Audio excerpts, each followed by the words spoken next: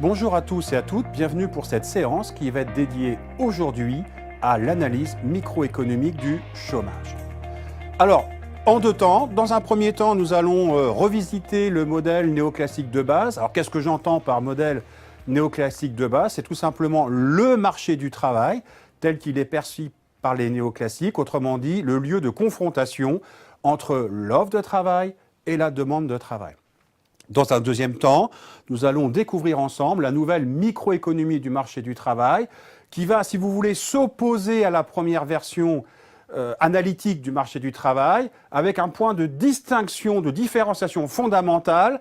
C'est autant pour les néoclassiques initiaux, le salaire est issu de cette confrontation entre l'offre de travail et la demande de travail, autant les tenants de la nouvelle microéconomie du marché du travail vont vous dire « c'est pas vrai ».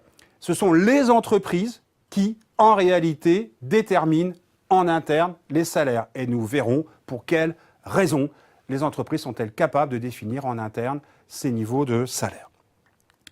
Alors, commençons tout d'abord par le modèle néoclassique de base.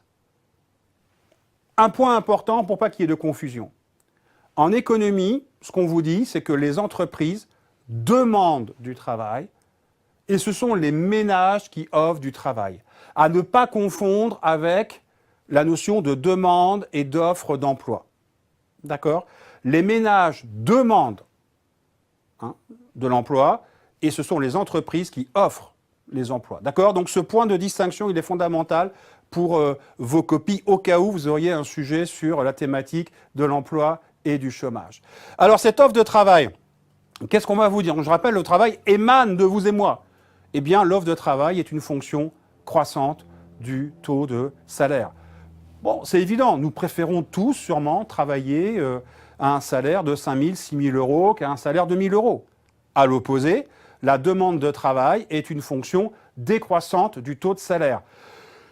Plus généralement, qu'est-ce que vous pourriez dire? C'est que le salaire est bien sûr considéré comme un revenu pour les ménages, alors que dans la vision néoclassique, le salaire est aussi perçu comme un coût pour les entreprises. Donc voilà comment il faut appréhender ce marché du travail dans une perspective visiblement néoclassique. Et le marché du travail, c'est quoi? C'est le lieu de rencontre entre cette offre de travail de la part des ménages et la demande de travail qui émane des entreprises. Et ce lieu de confrontation va aboutir à la formation d'un salaire, qu'on va appeler d'ailleurs le salaire d'équilibre, et à la fixation d'un niveau d'emploi qu'on appellera aussi l'emploi d'équilibre. Alors, le mieux, me semble-t-il, c'est de le percevoir au travers d'un graphique. Donc, regardez ici, le schéma, vous le représentez sur un plan où en abscisse, vous avez L qui va correspondre à l'emploi, et en ordonnée, W sur P. Alors, W sur P, c'est quoi? C'est le salaire réel. W pour wage, les salaires, et P pour price, les prix. Donc ce sont les lettres qu'on utilise la plupart du temps en macroéconomie. Regardez, j'attire votre attention. L'offre de travail est bien une fonction croissante du salaire réel. C'est ce qu'on s'est dit tout à l'heure. La demande de travail, représentée en bleu ici sur votre graphique, est bien une fonction décroissante du salaire réel. D'accord?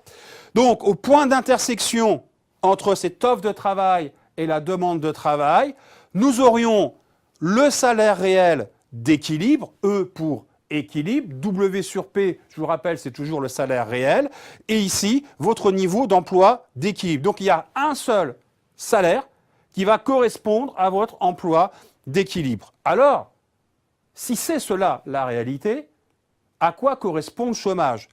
Souvenez-vous, on s'est dit tout à l'heure, c'est quand l'offre de travail, LS, est supérieure à la demande de travail, LD. À quoi ça correspond? Je vais au niveau de mes ordonnées. Ça correspond ici à un salaire réel effectif, W sur P1, qui est supérieur à votre salaire réel d'équilibre. D'accord? Donc ce déséquilibre, parce que le chômage c'est un déséquilibre, serait pour un néoclassique lié à un coût excessif du travail. Donc une fois que vous avez compris ça, vous comprenez peut-être mieux les thérapies néoclassiques qui va consister à vous dire la chose suivante. Écoutez, si vous avez du chômage, pour nous, ce chômage est un chômage dit classique. C'est quelque chose que j'ai évoqué dans une vidéo qui est dédiée à l'analyse macroéconomique du chômage, lorsque j'ai évoqué la théorie du déséquilibre. Donc la thérapie derrière, naturellement, ça va être de diminuer le coût du travail. Donc, résumons simplement, pour un néoclassique, le chômage, au final, est lié à un coût excessif du travail. Alors, est-ce que ce déséquilibre va rester sur le long terme? La réponse est non, pour un néoclassique. Je dis bien pour un néoclassique. Donc, ce qu'on vient de voir à l'instant, c'est que le chômage, oui, c'est un déséquilibre entre l'offre et la demande de travail. Et si le marché fonctionne bien, alors quand on dit si le marché fonctionne bien, c'est qu'il faut accepter en amont les hypothèses, ou plutôt les 5 hypothèses d'un marché de concurrence pure et parfaite. Eh bien, normalement, la baisse du salaire doit permettre le retour à l'équilibre entre offre de travail et demande de travail. Mais pour cela, il faut qu'il y ait une parfaite flexibilité sur le marché du travail et non pas des rigidités à la baisse des salaires. Mais si le chômage persiste, alors pour eux c'est très clair. Ce chômage ne peut être qu'un chômage volontaire. Qu'est-ce qu'il faut comprendre par ce concept de chômage volontaire?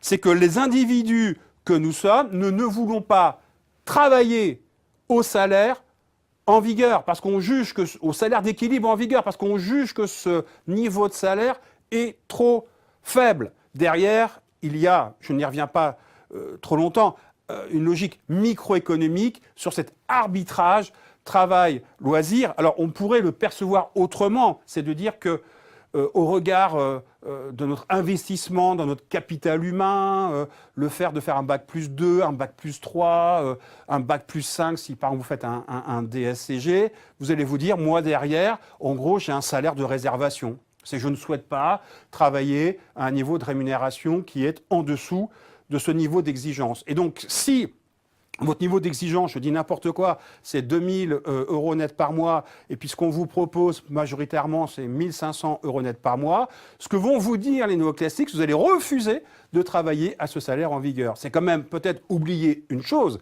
c'est que si vous vivez dans une économie où le taux de chômage, comme en Espagne après la crise, a dépassé les 26%, vous allez peut-être quand même accepter ce travail. Donc voilà, premier temps de mon intervention, l'analyse microéconomique originelle du marché du travail avec ce lieu de confrontation entre l'offre et la demande de travail. Et par miracle, en quelque sorte, ce déséquilibre va se réduire et devenir quasiment inexistant si on suppose qu'il existe une flexibilité des salaires, autrement dit que les salaires vont pouvoir baisser. Alors là, nous